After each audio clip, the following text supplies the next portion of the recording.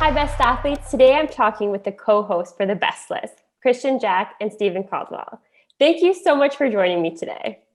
Thanks for having us. Yeah, excited to be on. So we just finished the first list of our series showcasing the best 25 players to play for MLS Canadian clubs.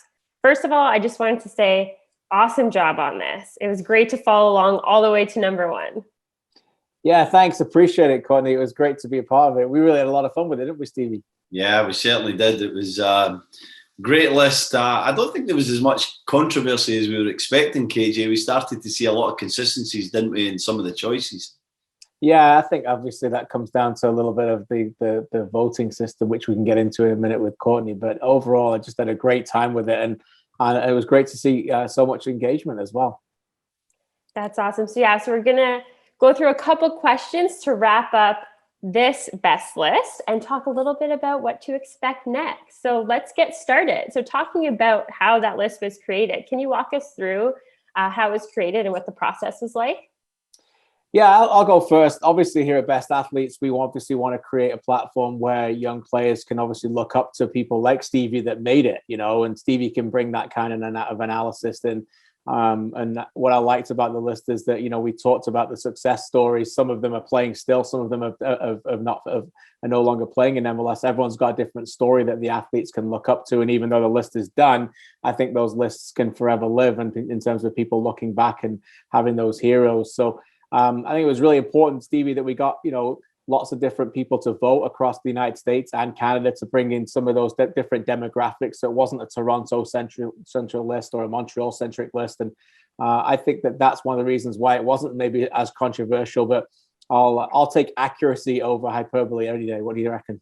Yeah, absolutely. I think that balance was so important to understand that, this was, KJ put this together, and KJ went to our friends in the industry who really know these teams day in, day out, week in, week out, to get that balance. And I thought we really absolutely nailed that. That was exciting. And for me, being one of the guys that was asked to compile my own list, it was super interesting because it really gets you thinking, what goes into being a top soccer player? What are the attributes, Obviously, there's the skill and there's the goals and there's the big moments, but what's the stuff that are in these guys that we don't see day to day that they're doing when the cameras are off or when nobody's watching? And that's absolutely vital for anyone who enjoyed this list, just understanding that these guys mentally are so strong, so focused, can cope with adversity, find a way to win or to perform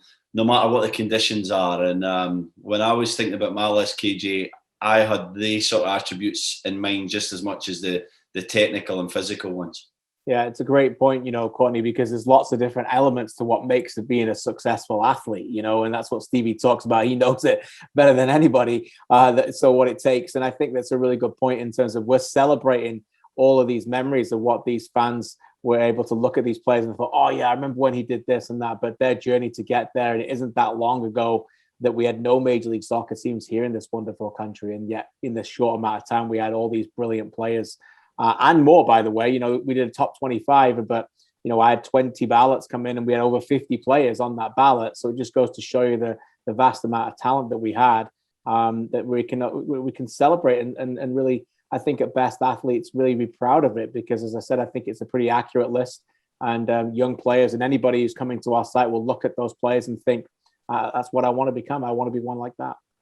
And hopefully in a few years, they'll be on one of the best lists. That's right. So can we talk a little bit more about this list and what you both thought about it? Was there any surprises? Was there anyone that you thought maybe should have been a bit higher?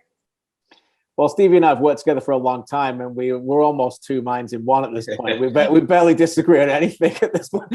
And his ballot was almost identical to mine, scary as it is. It becomes an inside joke with us these days. It's just like he puts his together, I put mine together. Oh, look, it's the same thing almost. But there wasn't too many surprises. I think when you see a player who finished third in Josie Altidore, I just think that just goes to speak to there's some people who had him extremely high, like nobody had him over one because Javinko was number one on everybody's list, but a lot of people had him 2, 3, 4, and some people had him quite lower than that. And I think he's quite a polarizing character in terms of his accomplishments, Stevie, in terms of consistency of health. But make no bones about it, when the lights were the brightest and the fans needed him the most, he stepped up. And I think that's what elevated him to a number that some people thought was a bit too high, but certainly not you and I. No, certainly not. When you think about moments, big moments in a franchise like TFC, which, let's be honest, has been the most successful Canadian franchise in MLS so far, Jose Altidor's, I don't know, probably part of 75%, 80% of the big moments, either scoring a goal or providing a touch within the move that led to a goal, led to a moment.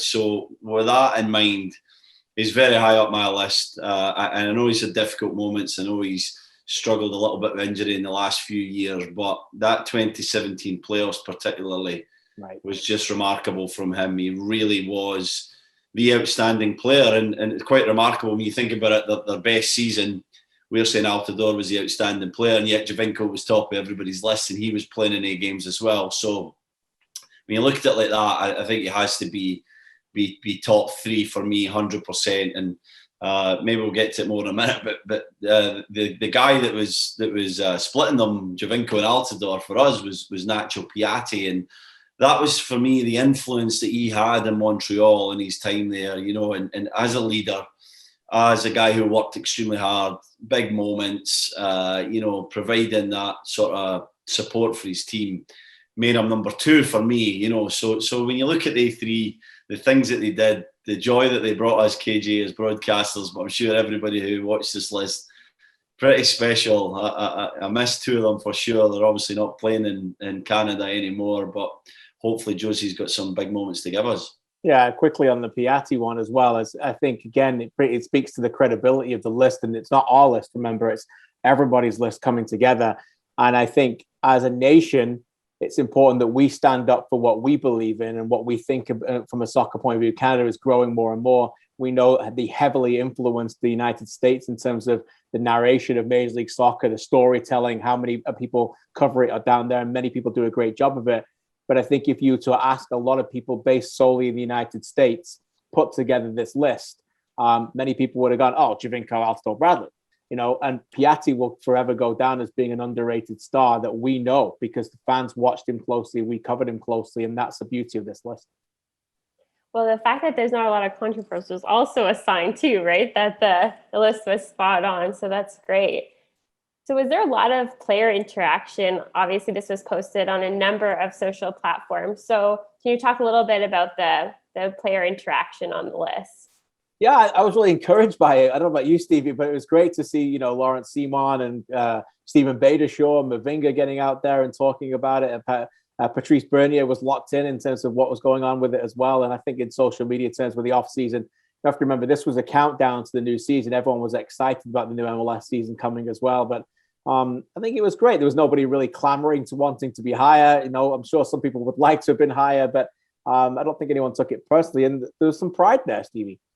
Yeah, there was. And, when we got to number one and it was Giovinco, I wanted to repost and I just simply put the best of the best and tagged him in. I know he's an extremely popular guy. He's got a lot going on in his social media, but he reached out and sent a little message, and hopefully we can connect pandemic, given, in this summer when he comes back to Toronto, because he loves the city. He loves to come back. He loves to be part of it. So Seba certainly saw the list as well and interacted through that. So it is pretty cool. I mean, a lot of these guys are our friends. We've spent some time with them over the years. We've had some good moments. We've said some great things about them. We've been controversial, or we've said what we felt at the time about them as well. But I think they understand who we are, what we're trying to do, how we're trying to help raise this game, just like they did on the field as football players. And I have the utmost respect for everybody on that list, because I really feel they've played a significant part in the growth of Canadian soccer that we can't measure at this moment. We think of that Montreal TFC conference final and the two legs, and what was it, 4 or 5 years ago now, and we still can't measure it. We can't measure the significance of that. It's so big for me, kids growing up, seeing that game, being that moment that you always remember as a youngster, where this game just becomes your one true love for the rest of your life. And I think that happened on the 2 nights. And I think that every one of these guys have played a part in growing this game within this terrific country. That's great. Yeah, absolutely. And we're just going to continue to see it grow and more players being added. It's very exciting, definitely. Okay, so we had our first best list. Can we talk a little bit about what we have to look forward to with the best list? Yeah, I mean, I think first of all, best athletes, people, the ones that were all behind it and will play a part in that, deserve a ton of credit. I think it's a really good idea, and I don't think this is the end. I know it's not the end. I think there's other elements. People love their lists, and I'd love to hear what other people have to say. But there's lots of opportunities in both the men's game and the women's game to do that, and then even more so, Stevie, as we get to know more of the university athletes and the college athletes coming through the men's and women's games, that we can create, best athletes can create those lists as well.